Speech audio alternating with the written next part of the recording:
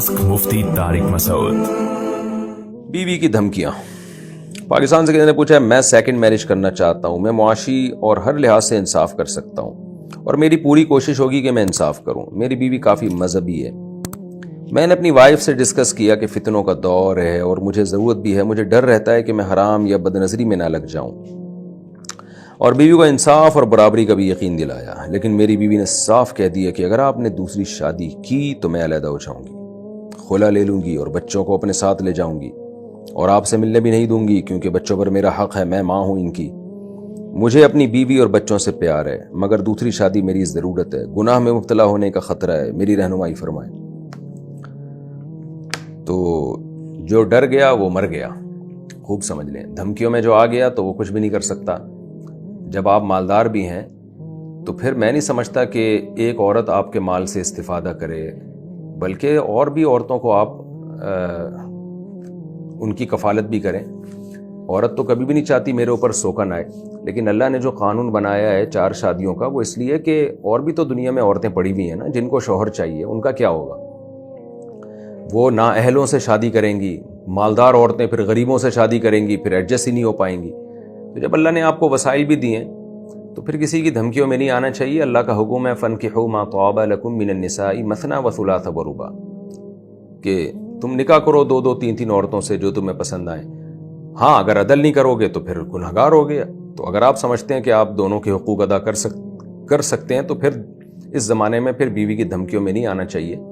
उसकी वजह यह है कि जितने लोग नहीं कर रहे, धमकियों के खौफ से ही तो नहीं कर रहे ना। अगर इनकी बीवियां कहते हैं आप कर लें तो कौन फिर छोड़ेगा? हर आदमी करेगा, वो तो बीवी ही का मसला होता है। उससे नुकसान ये हो रहा है, सोसाइटी में जिना बहुत तेजी से फैल रहा है और सिर्फ मर्दों में नहीं, जिन लड़कियों को शौहर नहीं मिल रहे वो कहाँ जाएंगी?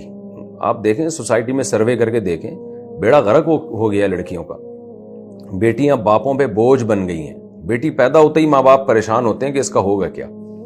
इतने सख्त हालात ख़राब हो गए, तो इसलिए इसमें किसी की धमकियों के असर में नहीं आना चाहिए। बीवी को मोहब्बत से समझा दें कि मैं आपसे मोहब्बत करता हूँ, करता रहूँगा और मेरे दिल में आपकी वैल्यू कम नहीं होगी, और फिर आप शादी कर लें, बता दें।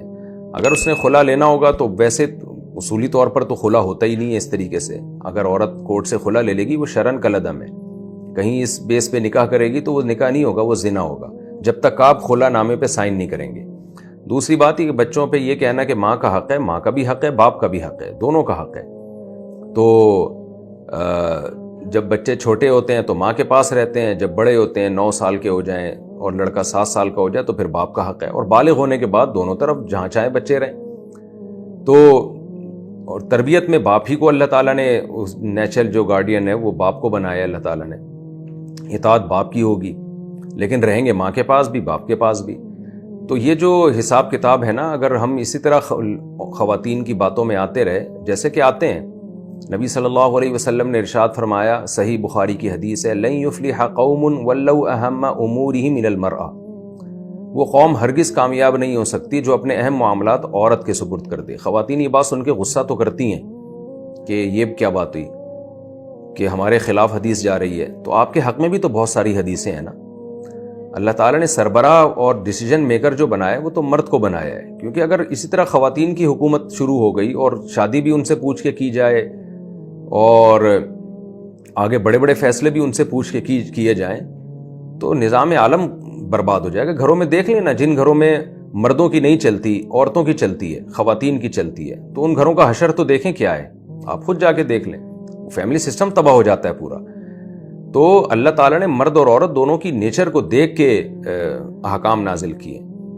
औरत के हुकूक में अल्लाह ने ये नहीं कहा कि उसको सरबराह बनाओ, बल्कि औरत के हुकूक में ये है कि उसको रिस्पेक्ट दो, उसको मोहब्बत दो, उसके हुकूक पूरे करो। जैसे हमारे नबी सल्लल्लाहु अलैहि वसल्लम अपनी ज़ौजा हज़रत आयशा से मोहब्बत करते थे।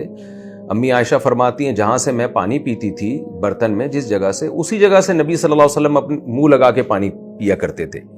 किसी ने हज़रत आयशा की दावत की, नबी सल्लल्लाहु अलैहि वसल्लम की दावत की, तो आपने फरमाया जब तक मेरी ज़ौजा आयशा को नहीं बुलाओगे मैं नहीं जाऊँगा दावत में। 3 दफ़ा उन सहाबी ने दावत दी, तीनों दफ़ा नबी ने यह फरमाया कि जब तक मेरी ज़ौजा को नहीं बुलाओगे मैं नहीं आऊँगा। तीसरी दफ़ा में उन्होंने कहा कि ठीक है जी, आप अपनी ज़ौजा को भी ले आएँ।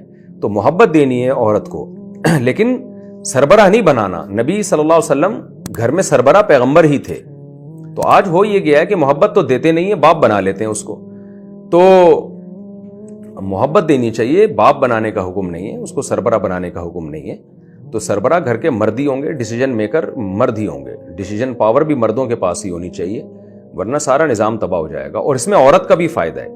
اگر آپ مرد میں ڈیسیجن پاور نہیں ہے، وہ فیصلہ نہیں کر پاتا، تو اس میں نقصان کس کا؟ عورت کا ہی ہو رہا ہے نا. اب آپ بیوی کی دھمکیوں میں آ کے اگر جس طرح سے آج کل مرد کیا کر رہے ہیں، دوسری شادی نہیں کر رہے، تو نقصان کس کا؟ مرد کا تھوڑی ہو رہا ہے، عورت کا نقصان ہو رہا ہے. دوسری شادی کر کے پھنستا تو مرد ہے، فائدہ تو عورت کو ہوتا ہے. جو دوسری بیوی بنتی ہے، تیسری بیوی بنتی ہے، چوتھی بیوی بنتی ہے، اس کو ایک کفالت کا انتظام ہوتا ہے، اس کی حلال تسکین کا ذریعہ بنتا ہے مرد، اس کی اولاد کا کفیل ہوتا ہے، ذمہ دار ہوتا ہے. تو اس کو تو بہت سارے فائدے حاصل ہوتے ہیں. تو یہ فائدے عورت ہی کو تو حاصل ہوتے ہیں نا. تو عورت ہی عورت کا نقصان کر رہی ہے ہماری سوسائٹی میں. تو اس لیے میں پھر بھی یہ کہتا ہوں، بہرحال یہ عورت کی نیچر ہے، وہ سوگن برداشت نہیں کرتی، اور یہ اس کی نیچر کا حصہ ہے. تو عورت کو دھمکیاں دینے دیں، بیوی کو دھمکیاں دینے دیں. وہ اگر دھمکیاں دیتی ہے تو سمجھیں یہ نیچرل ہے. کوئی عورت یہ نہیں کہتی کہ آپ جائیں کائنڈلی ایک اور شادی کر لیں. تو ایسا عورت پہ اچھا بھی نہیں لگتا اور کہنا بھی نہیں چاہیے. عورت کی محبت کا تقاضا یہی ہے کہ بھائی آپ صرف میرے ہیں. ٹھیک ہے، یہ اس کی محبت ہے. متنبی ایک شاعر ہے نا، اس نے کہا تھا لِأَحِبَّتِي أَن يَمْلَؤُوا بِالصَّافِيَاتِ الْأَكْوَبَ وَعَلَيْهِمِ أَن يَشْرَبُوا وَعَلَيَّ أَلَّا أَشْرَبَ، کہ شراب خانے میں جاتا تھا تو اس کے دوست اس کو بھی پلاتے تھے شراب پیو، یہ شراب نہیں پیتا تھا. تو یہ کہتا تھا میرے دوستوں پر یہی لازم ہے کہ مجھے پلانے کی کوشش کریں، کیونکہ ان کو شراب سے محبت ہے، تو وہ ان کا اکرام اسی میں ہے کہ مجھے پلائیں. لیکن مجھ پر ہے کہ میں نہ پیوں، کیونکہ میں شراب کو گندا سمجھتا ہوں. تو بیوی پر یہی ہے کہ وہ آپ کو دوسری شادی سے روکے، اس کی محبت کا تقاضا ہے. اور آپ کی مردانگی کا تقاضا یہ ہے کہ آپ نہ رکیں. تو اب محبت اور مردانگی میں مقابلہ ہو رہا ہے، تو اب دیکھتے ہیں کون جیتتا ہے اس میں. تو خلاصہ یہی ہے کہ دوسری خواتین کا بھی خیال کریں. بہت سی بیوہ طلاق یافتہ خواتین ہیں جن کی عمریں نکل رہی ہیں، برباد ہو رہی ہیں، گھروں میں بیٹھی ہوئی ہو، تو ان کا خیال کریں اور ایک اور شادی کر لیں آپ.